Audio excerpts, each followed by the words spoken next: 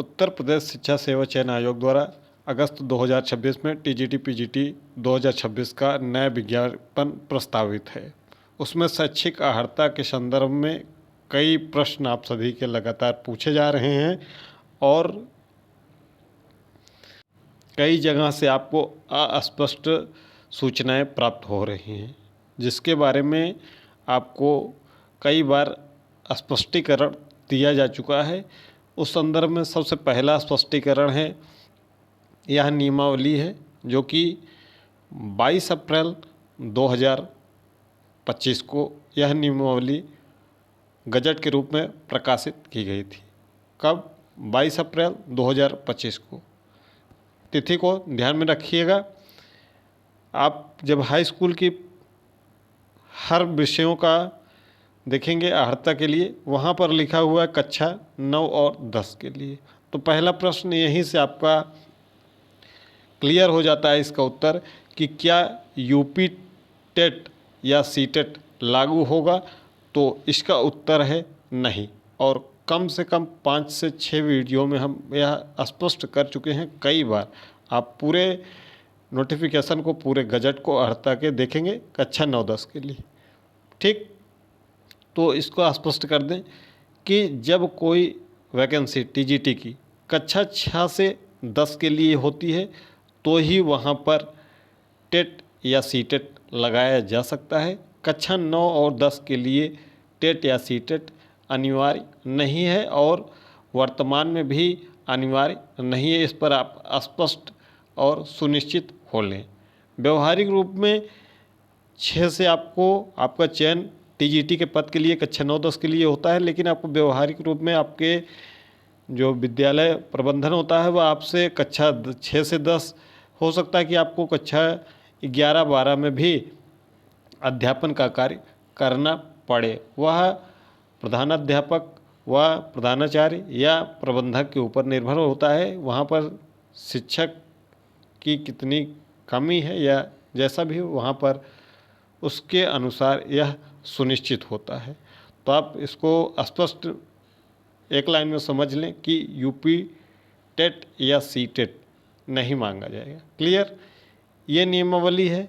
जब आप नियमावली को ध्यान से पढ़ेंगे, यह नियमावली 22 अप्रैल 2025 को प्रभावी हुई थी। जब आप नियमावली में पढ़ेंगे तो इसमें आपको कई परिवर्तन देखने को मिलेंगे। सबसे पहला परिवर्तन यहाँ पर लिखा हुआ है कि यह जो परिवर्तन हुआ है कि अब राजकीय विद्यालयों के सहायक अध्यापकों के लिए निर्धारित शैक्षिक अर्हता के अनुरूप अशासकीय उच्चतर माध्यमिक विद्यालयों में विषयवार सहायक अध्यापक के पदों पर चयन हेतु प्रस्तावित न्यूनतम शैक्षिक अर्हता, यानी कि एलटी ग्रेड और जीआईसी प्रवक्ता की जो शैक्षिक अर्हताएँ हैं, सेम वही शैक्षिक अर्हता टीजीटी पीजीटी में भी लागू। इस नियमावली को उसके बाद फिर से एक बार बदला गया। यहाँ पर आप देखेंगे कई जगह पर आपको समकक्ष डिग्री देखने को मिलेगी, इंटरमीडिएट अथवा समकक्ष परीक्षा, समकक्ष डिग्री।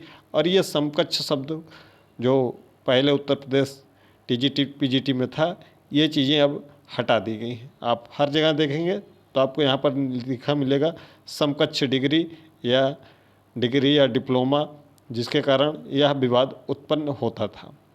उसके बाद यह नियमावली को फिर से एक बार पुनः संशोधित किया गया, जो कि 9 सितंबर 2025 को प्रभावी हुआ।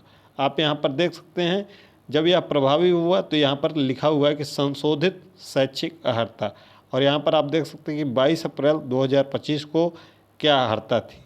जो अर्हता 22 अप्रैल को निर्धारित की गई उसमें फिर से संशोधित किया गया, जिसमें से पीजीटी नागरिक शास्त्र, पीजीटी भूगोल में थोड़ा बहुत संशोधन किया गया। जहाँ भी संशोधन किया गया है वह मोटे काले अक्षरों में आपको दिख जाएगा। जहाँ भी संशोधन हुआ है, आप इसको स्क्रॉल करते हुए जाएंगे तो देखेंगे जहाँ भी मोटे अक्षर में थोड़ा सा काले कलर में है, वहाँ पर आपको दिख जाएगा। ये देखिए, यहाँ पर पहले जीव विज्ञान जब 22 अप्रैल 2025 को शैक्षिक अर्हता जारी की गई थी तो जीव विज्ञान को नहीं शामिल किया गया था।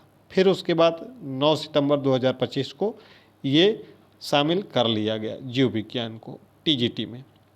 उसके बाद और परिवर्तन क्या हुआ, उसके बाद बहुत थोड़ा सा परिवर्तन आपको भूगोल और राजनीति विज्ञान में देखने को मिलेगा। चलिए उसको देख लेते हैं। ये यहाँ पर देखिए, यहाँ पर लिखा गया कि संबंधित विषय में स्नातकोत्तर लिखा गया था, यहाँ पर भूगोल विषय लिख गया, और यहाँ पर राजनीति विज्ञान नहीं था, यहाँ पर आपका राजनीति विज्ञान या राजनीति शास्त्र विषय में स्नातकोत्तर लिखा गया, क्योंकि नागरिक शास्त्र विषय में कोई भी स्नातकोत्तर की उपाधि कहीं पर प्रदान नहीं की जाती है।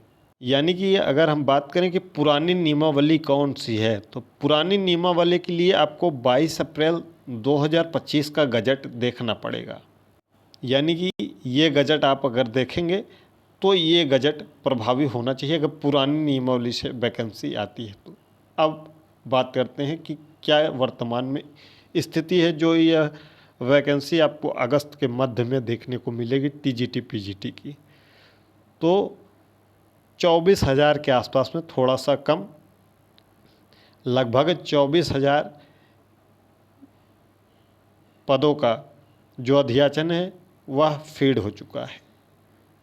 ठीक है, कौन सी नियमावली पर? नई नियमावली जो 9 सितंबर 2025 को लागू की गई है, उसी के अनुसार सब कुछ फीड कर दिया गया है।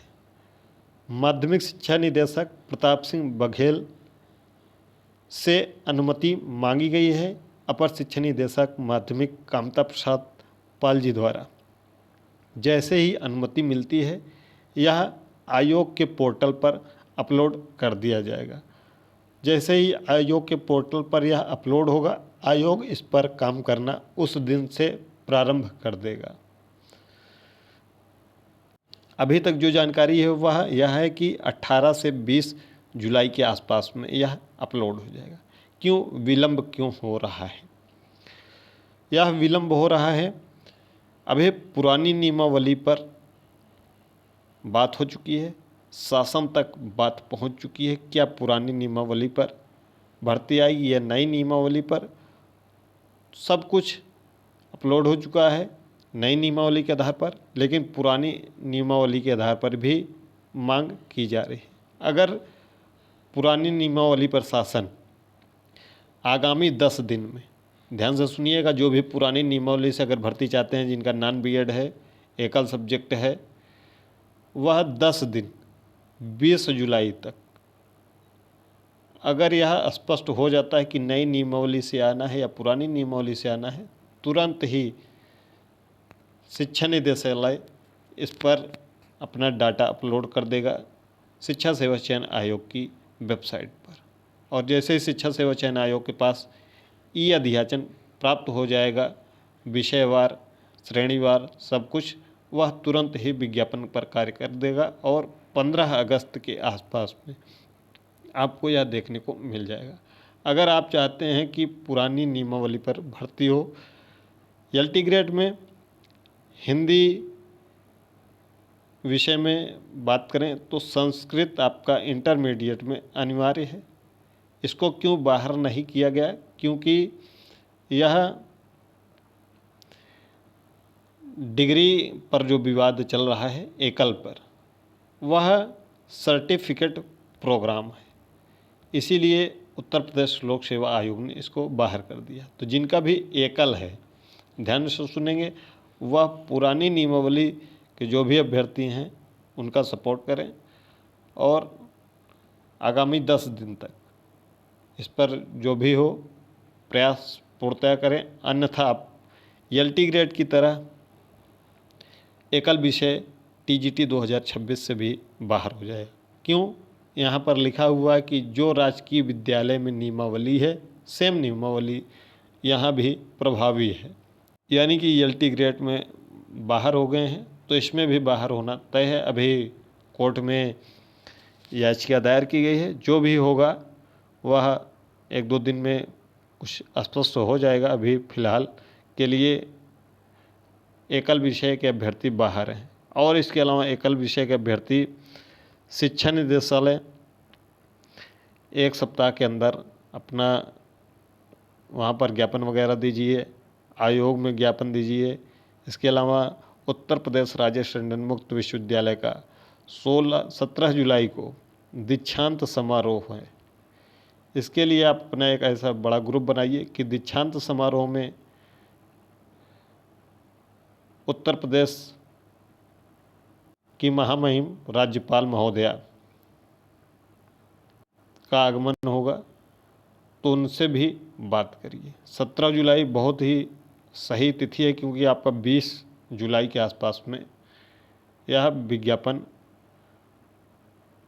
जो रिक्ति है वह सभी शिक्षा सेवा चयन आयोग की वेबसाइट पर अपलोड हो जाएगा 20 जुलाई के आसपास। 2-4 दिन पहले भी हो सकता है, 2-4 दिन बाद में भी हो सकता है। पुरानी नियमावली को लेकर बहुत ज़्यादा दबाव है, इसीलिए अभी तक यह पेंडिंग में है और अब तक यह अपलोड हो जाना चाहिए था शिक्षा सेवा चयन आयोग की वेबसाइट पर। थोड़ा सा इस पर शासन से राय भी मांगी गई है शिक्षा निदेशालय द्वारा। जल्द ही इस पर स्पष्ट निर्देश मिल जाएगा। तब तक आप अगर पुरानी नियमावली चाहते हैं तो प्रयास कर सकते हैं, अन्यथा आगामी 10 दिन के बाद यह स्पष्ट हो जाएगा कि भर्ती नई नियमावली से आ रही है या पुरानी नियमावली से आ रही है।